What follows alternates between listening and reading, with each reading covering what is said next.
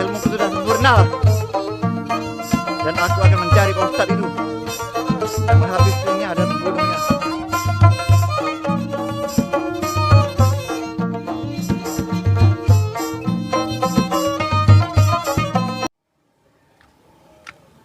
Li, banyak buah nih. Cempedak ada, rambutan ada, durian.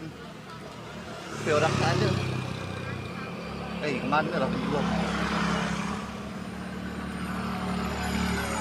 Rambutan. Banyak dia punya. Kalau diambil, memang yang punya kantin dia tak tahu. Tapi nanti Tuhan tahu.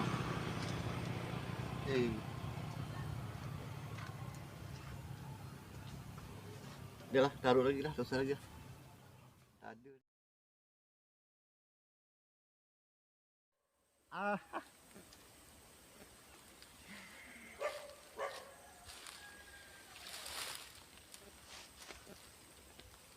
Ada penduduk di sini. Mungkin mereka telah ketakutan melihatku.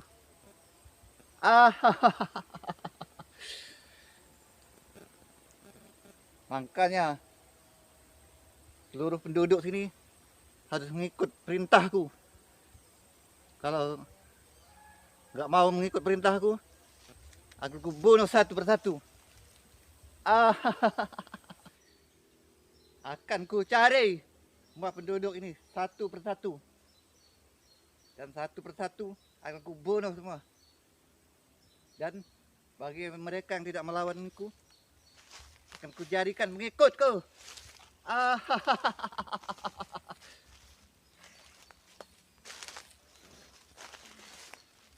Kelihatannya aku harus bertapa dulu untuk menambah kekuatanku. Setelah kekuatanku kembali, semua penduduk desa ini akan kuhabisi semuanya.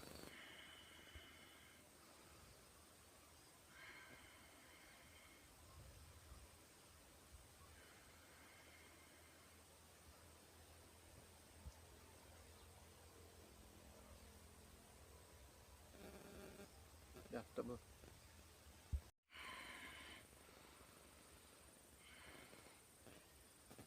Kelihatannya kekuatan sudah pulih kembali. Dan aku akan mencari Pak Ustadz itu dan membunuhnya untuk terakhir kalinya. Dan aku tidak boleh kalah dengannya. Dukun santet di sini. Tapi saya belum pernah saya jumpa di sini. Udah lama saya ini cari-cari durian di sini. Tak ada nih, nampak. Woi, nampak dia di sini. Selesa kita nak duduk sini nih di tepi laut nih. Tapi nak dukun-dukun santet tak ada lah nak jumpa. Dah, dari mana dia itu? Bukan iseng-iseng aja lah. Kalau dukun tak pernah jumpa. Kalau durian sering saya jumpa di sini. Hari-hari ini jumpa di sini durian 1, 2, 3. Itulah kalau dukun santet saya tak pernah jumpa. Pak Pompong tuh, Pompong orang mancing. Itu ada kelong lagi. Nah, kalau dukun santet tak pernah jumpa aku di sini.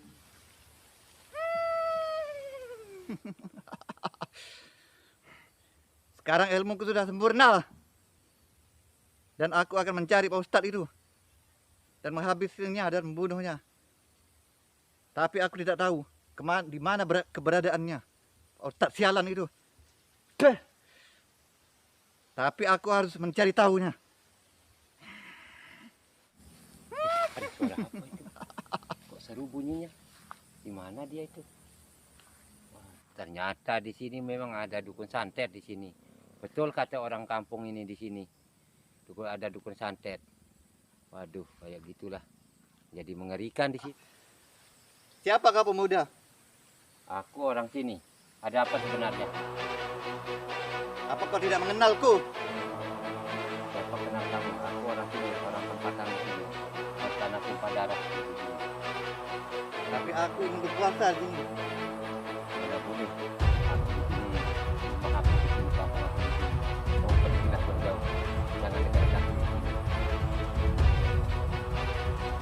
Apa mau?